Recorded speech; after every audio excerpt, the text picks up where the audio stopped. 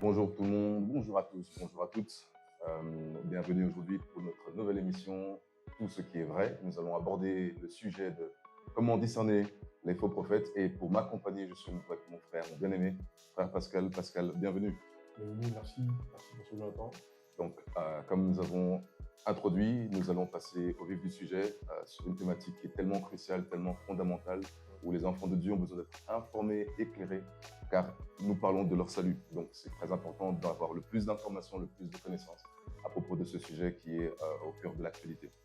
En effet, récemment, on a abordé le sujet sur comment entendre Dieu, comment c'est important pour entendre Dieu. On a également vu que Dieu parlait et que sa voix était discernable. Et il y a une thématique qui revient beaucoup dans le milieu chrétien, qui est cette thématique sur la prophétie, sur les faux prophètes également, qui gangrènent, on voit comment ils gangrènent le corps du Christ aujourd'hui. Et j'aimerais aujourd'hui qu'on aborde ce sujet-là. C'est quoi vraiment une prophétie? Qui est appelée à prophétiser? Est-ce réservé à une certaine catégorie de personnes? Est-ce pour tout le monde? Quelle est la volonté de Dieu vraiment concernant la prophétie? Donc voilà, on commencera peut-être par là. Très bien, merci Pascal pour ta question. Il y a beaucoup à dire, il y a énormément à dire, mais pour essayer d'être clair, d'être concis, et je vais remettre les choses donc, dans le contexte. Donc, quand je parle du contexte, je vais montrer comment, à travers l'histoire, l'évolution, le Seigneur a fait que nous puissions progresser dans cette grâce donc, prophétique. Parce qu'il faut comprendre déjà que prophétiser, donc le fait d'annoncer quelque chose, de parler d'oracle de la part de Dieu est quelque chose de normal. C'est fondé, c'est scripturaire. Dieu n'a pas arrêté avec le prophétique ou les prophètes notamment. Je vais essayer d'expliquer qu'est-ce qu'un prophète, qu'est-ce qu'un ministère prophétique, qu'est-ce qu'une personne prophétique, qu'est-ce qui fait qu'une personne est un prophète. Donc, on va essayer de s'informer, on va essayer de s'éduquer au mieux pour aider tous les croyants, parce qu'il est clair que mieux on est informé, mieux on a des connaissances bibliques, mieux on sait naviguer et discerner aussi le vrai du faux. Donc, dans l'Ancien Testament, au départ, Dieu utilise le prophète pour parler de sa part, pour parler des choses qui concernent l'avenir, le futur, ce qui est réservé à Dieu seul de connaître. Il le révèle à travers son serviteur, son oint qu'on appelle le prophète. Je crois que nous savons tous que dans les temps anciens, quand je dis temps anciens, je parle de l'Ancien Testament, l'Ancienne Alliance, l'onction venait uniquement sur 3 catégories de personnes, sur le roi, sur le sacrificateur et sur le prophète. Le prophète était celui qui était le plus privilégié, dans le sens qu'il était celui qui était directement dans le cœur de Dieu. Il fallait que, pour quelqu'un avoir accès, connaissance des réalités surnaturelles, il fallait que le prophète puisse parler, révéler des choses. Donc, on devait le consulter pour connaître la pensée de Dieu. C'était ainsi que Dieu fonctionnait dans l'Ancien Testament. Mais dans le Nouveau Testament, les choses ne sont plus ainsi. Dieu a changé son plan, les perspectives ont évolué. Ce qui veut dire que tout enfant de Dieu, né de nouveau, qui a reçu le Saint-Esprit, a reçu le don de l'Esprit, le don de la vie de Dieu. Et ce Saint-Esprit qui est venu vivre en nous, il est venu pour nous rendre capables de vivre pour Dieu, de vivre en craignant Dieu, en aimant sa loi, en aimant notre prochain, en s'ajustant pour être en conformité avec Dieu. Puis, ce Saint-Esprit distribue aussi des capacités, des habilités. Quand je dis capacité, habilité, il vient avec des grâces, il vient avec des onctions, tout ce genre de choses. Mais sa vie en nous rend maintenant capable d'interagir directement avec Dieu. Ce qui fait que, contrairement dans les temps passés, vous n'avez plus besoin d'un prophète pour vous dire qu'est-ce que Dieu est en train de dire, qu'est-ce qui se passe. Vous pouvez connaître par la révélation du Saint-Esprit en vous parce que vous avez accès au cœur de Dieu. Puisque c'est ça la disposition de la nouvelle grâce. Ça, c'est quelque chose que je crois qui est fondamental de comprendre pour ne pas non plus aller dans l'autre extrême qui consiste à combattre le prophétique, à repousser une parole de prophétie. Et parce que ça, c'est aussi le problème quand on est sceptique, quand on est mal à l'aise avec les choses qu'on ne connaît pas, qu'on ignore. Et c'est très naturel de repousser ce qui nous est étranger, ce qui nous effraie. Mais concernant la pensée de Dieu est que Dieu continue toujours à utiliser des prophètes. Parmi les 5 ministères qui existent, le ministère du prophète est un ministère fondamental, essentiel, à côté de celui de l'apôtre, à cause de la portée, de la carrure, de la stature qu'il représente. La Bible dit d'ailleurs que l'Église a été fondée, bâtie sur l'enseignement des apôtres, des prophètes, parce qu'ils ont ce rôle-là d'éclaireur, leadership aussi dans le corps du Christ, pour insuffler, pour l'idée, pour conduire. Donc c'est crucial d'être dans un ministère qui fonctionne et qui est libre d'accepter de recevoir encore le mouvement prophétique. Peut-être qu'en parcourant plus loin, on va essayer de voir les dangers, les dérives auxquels on s'expose quand le prophétique n'existe pas ou ce genre de choses. Mais comprenons que Dieu n'a pas banni les prophètes, Dieu n'a pas banni le prophétique ni le don de prophétie. Ça. J'ai une question par rapport à ça, pasteur. Ici, c'est très clair, Dieu veut que tous ses enfants puissent prophétiser. Donc, c'est le cœur de Dieu dans la nouvelle alliance, voilà, qui est plus intermédiaire comme dans l'ancienne alliance, où les gens allaient connaître la pensée de Dieu au travers d'un prophète, mais dans la nouvelle alliance, on peut interagir avec Dieu via l'esprit qui nous a mis. Y avait-il une raison particulière que dans l'ancienne alliance, c'était uniquement ces trois catégories de personnes où l'onction descendait et pouvaient partager la pensée de Dieu, que maintenant dans la nouvelle alliance, pourquoi est-ce que dans l'ancienne alliance c'était comme ça et aujourd'hui, dans la nouvelle alliance, c'est des questions qu'aujourd'hui les gens peuvent se poser? Est-ce qu'il y a vraiment une réponse comme ça, figée, ferme, pour dire pourquoi c'était comme ça avant et pas comme ça? Je crois que dans la sortie de Dieu, il a décidé de modifier son mode de fonctionnement, son mode opératoire. Je crois que pour Dieu, c'est par facilité, probablement parce que Dieu veut se faire connaître à tout le monde, Dieu veut se révéler à tout le monde pour qu'il donne l'accès, la possibilité de se révéler à nous, parce que Dieu se révèle aux hommes. Donc, en se révélant à nous, nous pouvons le connaître en s'approchant simplement comme il veut que tout homme puisse s'approcher. Je ne crois pas qu'il y ait une explication qui peut dire c'est la raison principale pourquoi Dieu ne veut plus.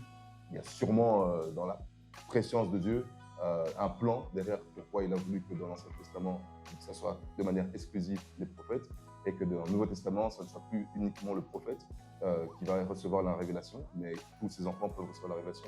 Mais je voudrais aussi dire que ce fait, donc, que dans le Nouveau Testament, nous pouvons avoir accès à la pensée de Dieu, ne bannit pas ou ne minimise pas le rôle du prophète. Le prophète reste utile, reste important, reste indispensable pour le corps de Christ, parce qu'il viendra toujours vous informer, vous dire, vous rappeler ce que vous savez déjà, ce que vous avez déjà reçu de la part de Dieu. Donc, il vient toujours comme cet agent de Dieu pour rappeler, pour informer, pour donner la direction que vous avez déjà reçue et captée.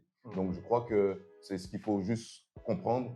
Je ne pense pas que ne pas savoir pourquoi maintenant c'est différent d'avant est quelque chose qui va forcément influer ou fluctuer notre pensée, mais je pense qu'il faudrait voir les choses du bon côté, du point de vue de Dieu, que Dieu veut rendre sa réalité vivante, réelle pour tout le monde, de sorte que ce soit saisissable, que chacun puisse le connaître pour lui-même et par lui-même.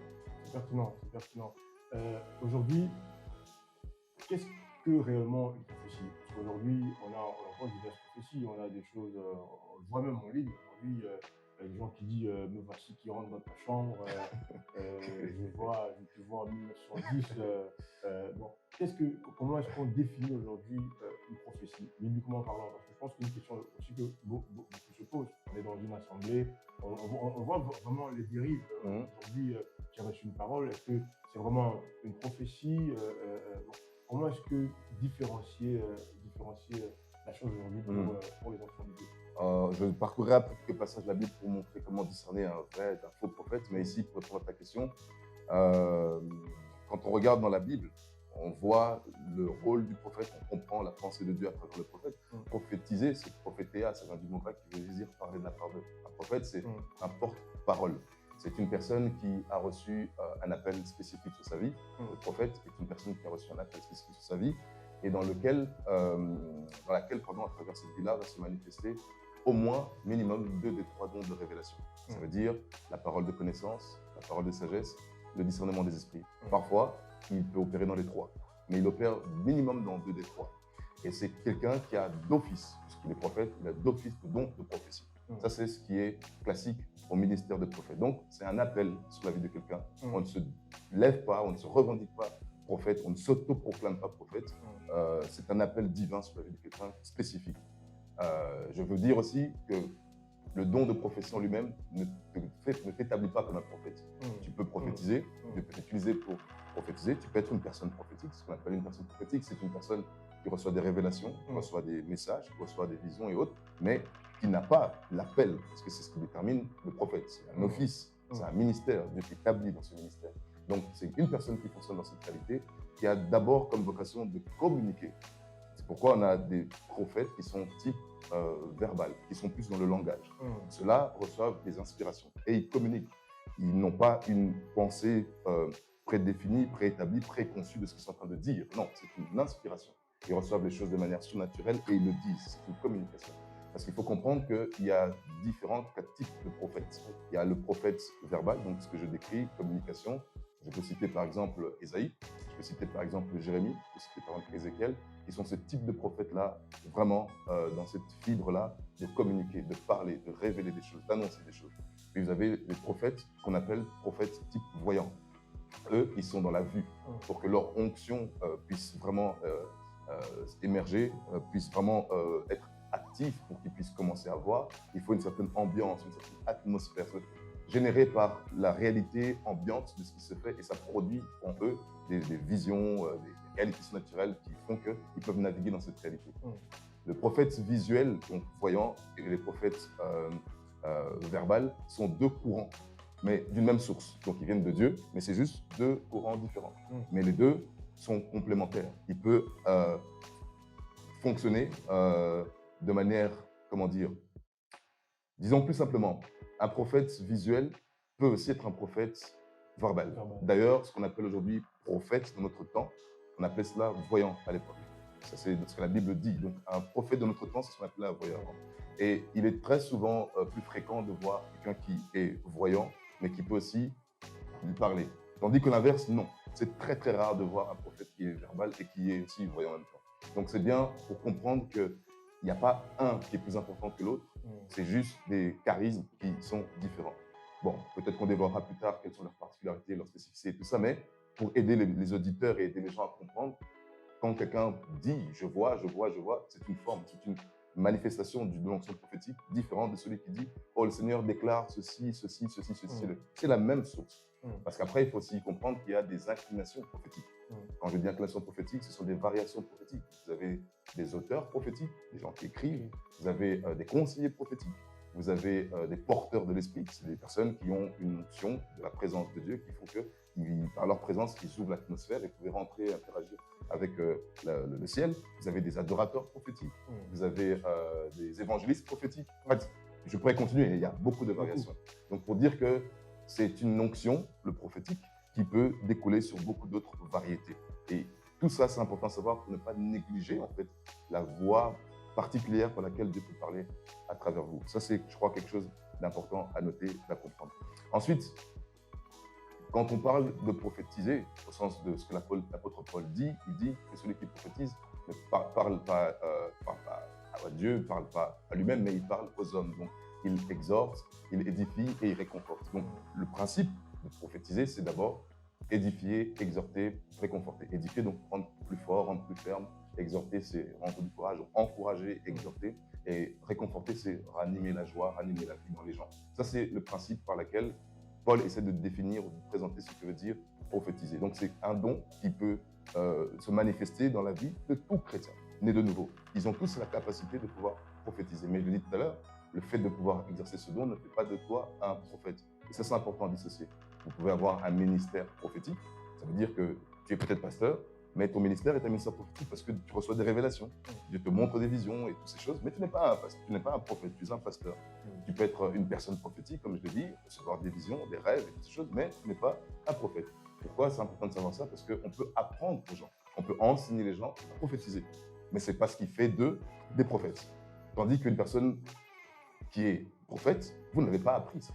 C'est son ADN spirituel, c'est intrinsèque, c'est dans son être, il est investi de cette capacité-là. Donc, pour mettre les choses dans l'ordre, il faut comprendre que pour combattre le prophétique, en réalité, c'est à travers aussi ces faux prophètes et ces mouvements qui existent, le plan de l'ennemi pour éteindre le prophétique. Parce que c'est le prophète qui a la grâce d'anticiper, ça veut dire de prévoir ce qui va arriver. Puisque le prophète reçoit des révélations à partir du 3e ciel, donc il est dans le cœur de Dieu, là où les faux prophètes sont dans le 2e ciel, c'est-à-dire dans le cœur de Satan.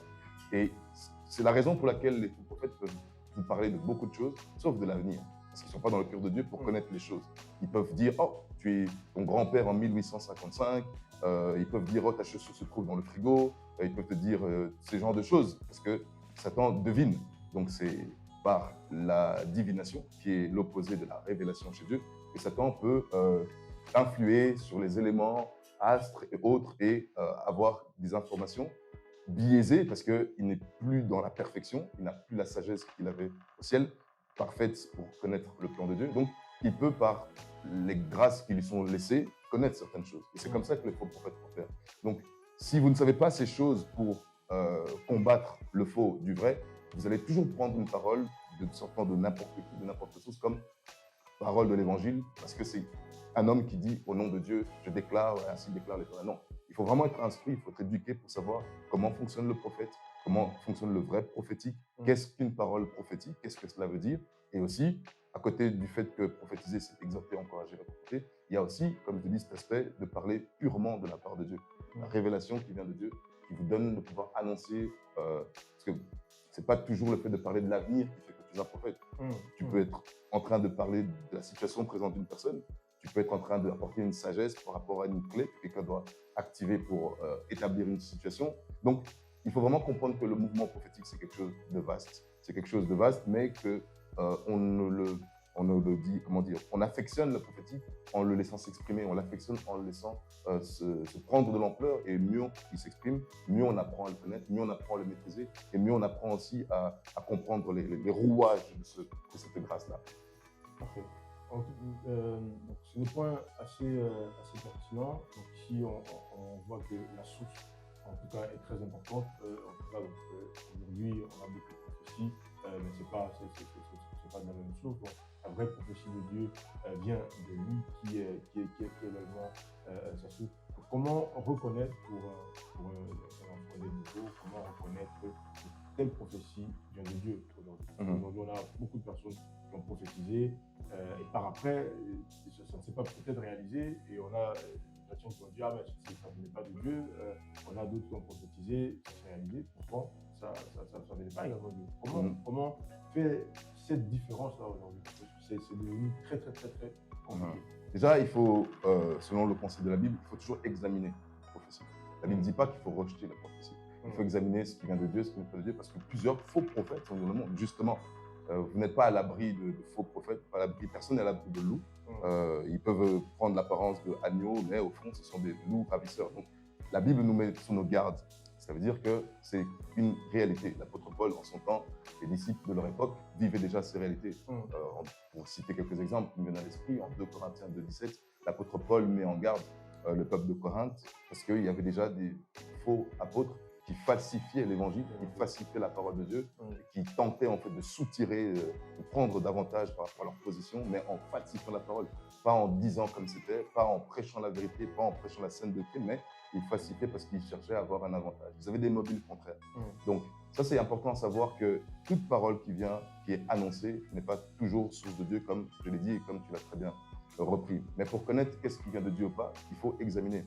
Et l'Esprit de Dieu en vous, qui est l'indicateur, qui est le warning qui est dans votre conscience, pour toujours vous montrer ce qui est de Dieu et ce qui ne l'est pas, va toujours vous mettre en garde. Parce que quand Dieu parle, il y a Dieu parle avec sa nature. La parole de Dieu vient et est accompagnée avec sa nature. Ce que je veux dire, c'est que quand Dieu vous donne une parole, vous allez ressentir ce qui est caractéristique à Dieu, c'est-à-dire sa paix, sa joie, sa sérénité, son calme, sa justice, son repos. Quand Satan vous parle, vous allez ressentir sa nature. Vous allez ressentir son inquiétude, son trouble, son anxiété, sa peur, son agitation, son tourment, tout ce qui est propre à lui. Parce que la parole en elle-même, c'est une vie. Jésus a dit, ma parole est esprit et vie. Il y a une vie qui est libérée à travers ce qui est dit. Donc, plus vous avez appris à passer du temps dans la présence de Dieu, à connaître sa parole, à méditer sa parole, plus cette parole est vivante en vous, mieux, comme on a un peu des prières, mieux vous allez être capable de cerner la voix de celui qui est en train de vous parler. Parce que Satan peut aussi dire la même chose, une chose qui est vraie, mais n'est pas la vérité, parce que la source de la vérité, c'est Dieu seul. Il est le chemin, la vérité, la vie. Ça veut dire que la vérité est une personne, le chemin est une personne, la vie est une personne, c'est le Christ. Si Christ se tient devant toi et te dit une chose, Satan se tient devant toi et dit la même chose, même si Satan a dit la chose, je crois que tu n'iras pas vers Satan. Pourquoi? Parce que Satan n'est pas la vérité. Il dit ce qui est vrai, mais il n'est pas la vérité. Donc, si tu te lis à lui, si tu t'attaches à lui, tu verras ou tu seras victime de sa nature, qui est le mensonge. Donc, cette parole qui est vraie va te tromper. Pourtant, mais cette parole qui était dite, c'était vrai. Je me souviens une fois dans un livre, je lisais qu'il y avait un faux pasteur qui avait prophétisé à propos d'une dame qui disait vous avez adopté 3 enfants, votre mari vous a quitté et vous ne pouvez pas avoir d'enfant biologique. Ce monsieur ne connaissait pas cette dame, mais tout ce qu'il a dit, c'était vrai. C'était vrai.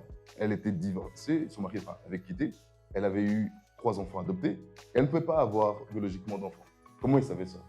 Donc, ce n'est pas parce que Satan permet d'avoir une connaissance en le devinant.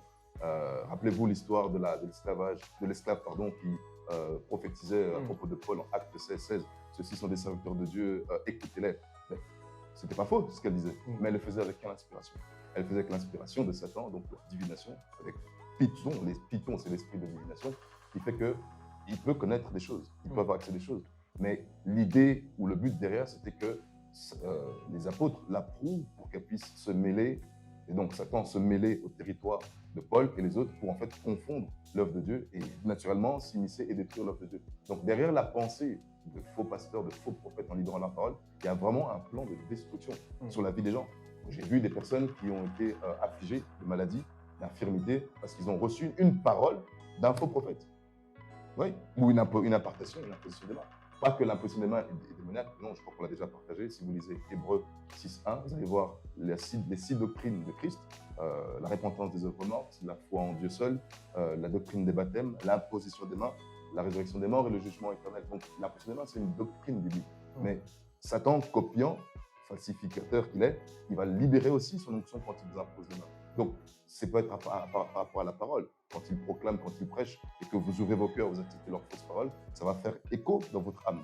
S'ils imposent les mains et que, par exemple, ils ont une vie d'immoralité, une vie irrépréhensible, leur nature va commencer à s'exprimer à travers vous. Donc, il y a vraiment un transfert. Et ce n'est pas juste, oh, c'était juste une parole. Non, la parole, contrairement à ce que l'on pourrait nous penser dans notre temps, la parole en elle-même, c'est une puissance. Quand Dieu parle, cette parole qu'il dit, qu'il donne, elle a elle-même la puissance d'accomplir ce pourquoi elle a été envoyée.